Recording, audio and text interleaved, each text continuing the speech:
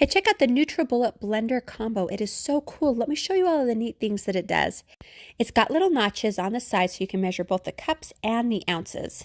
It's so easy to put on the base. You just twist it to lock it in place. But I want to show you my favorite feature because it comes with a single serving cup. This thing just hooks right onto the blender itself. This thing makes it oh so convenient to make an individual serving of a smoothie. You just screw on the bottom and then you flip it upside down and twist it onto the base. You blend up your smoothie and then you use that same container as your cup. So this really cuts down on the dishes that you have to do. This blender is so good for making smoothies, ices, ice cream, soups, batters, anything that you need. Both the pitcher and the cups are dishwasher safe, which also makes it really easy for cleanup. The last thing that I want to show you is the lid, which I think is really cool. The top can pop up so you can add things while it's blending, and then it also has a really convenient pour spout, which makes pouring easier. Now, there are a lot of more expensive blenders, but this is definitely a better bang for your buck.